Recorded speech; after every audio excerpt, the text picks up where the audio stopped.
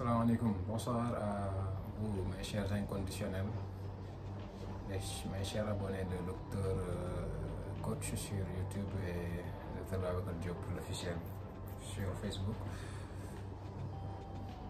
Je m'en vais faire cette petite vidéo de sensibilisation concernant un sujet dont on doit parler. Et ce sujet, c'est un sujet d'actualité.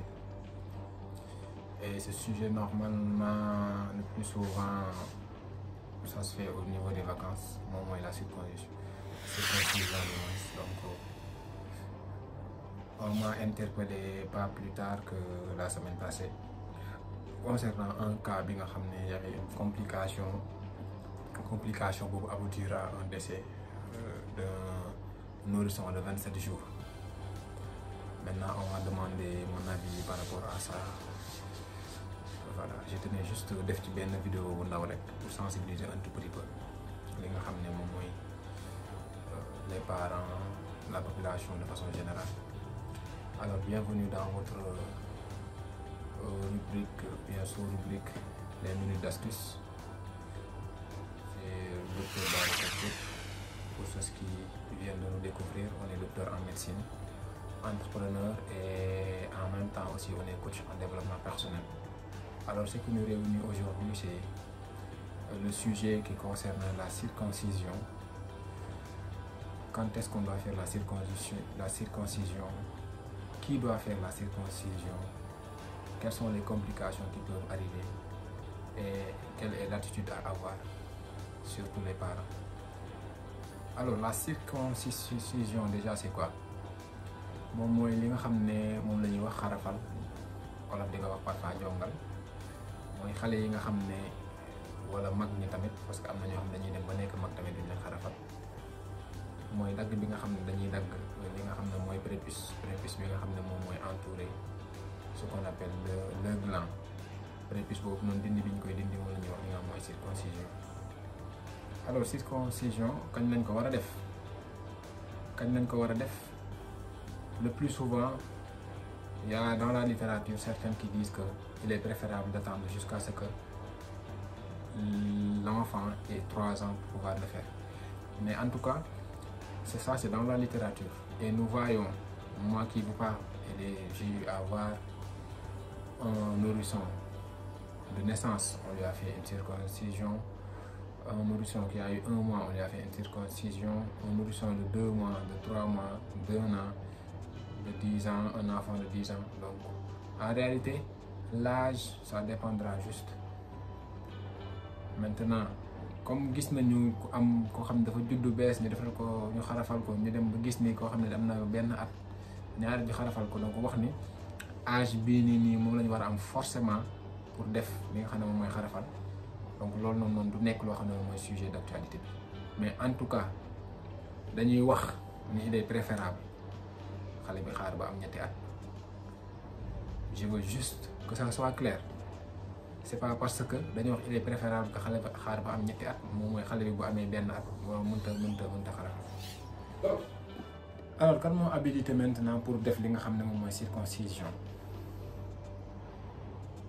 D'habitude dañuy wax ni comme c'est un acte chirurgical, il est préférable que le chirurgien urologue def ko. Mais loolu encore une fois, bu ñuy def une comparaison dañuy xool par rapport ak le lieu. Ce qui se passe en France, ce qui se passe aux États-Unis, ce qui se passe ailleurs pour ne pas se passer ici au Sénégal ou en Afrique.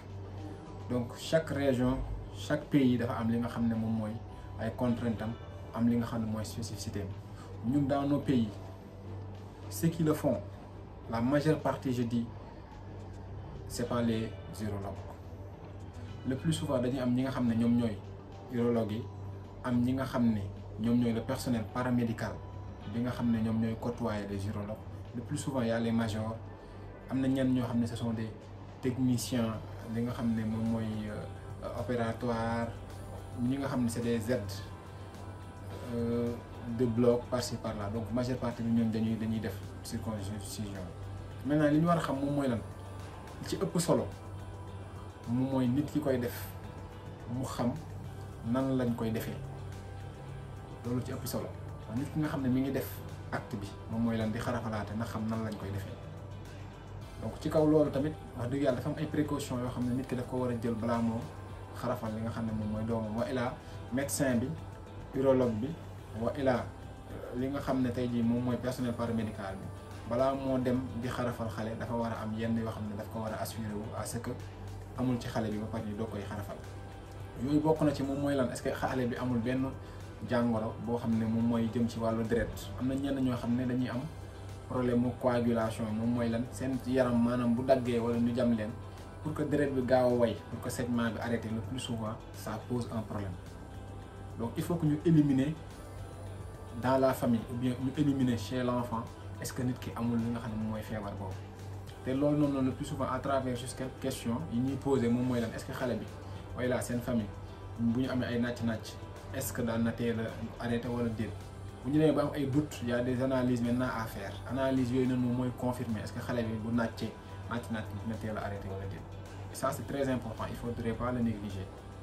Et je tiens carrément à attirer l'attention par rapport aux parents. bu ngeen bëggee ñu xarafal seen doom ngeen gis ni wax dëgg yàlla am na leen luñ ci lënc exiger à ce que médecin bi mu defal leen analyse pour xool ba xam xale bi amul benn jafe-jafe lu jëm ci wàllu nàcc-nàcc. loolu mooy première des choses. La deuxième des choses moom mooy lan xale bi nga xam ne dañ koy xarafal partie bi nga xam ne ñu ngi xarafal am na nit koo xam ne am na yenn xale yoo xam ne seen awra dafay tuuti trop boo xam ne pour que ñu xarafal leen parfois dafay xaw a jafe tuuti. ñooñu noonu il est préférable ñu bàyyi leen ba ñu am ñetti at ñeenti at jëm kaw ba nga xam ne seen awra bi dina développé bu baax ñu doog leen di xarafal.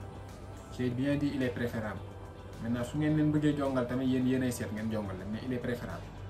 donc c'est très important ce que je suis en train de dire.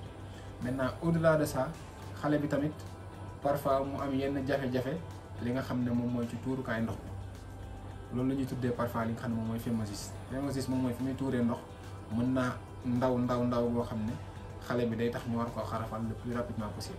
donc cas yooyu tamit bu amee ngeen gis ni wax dëgg yàlla seen doom ki mi ngi am yooyu noonu da ngeen di daw gaaw ngeen yóbbu ko defee ñu mën ko matale. oui.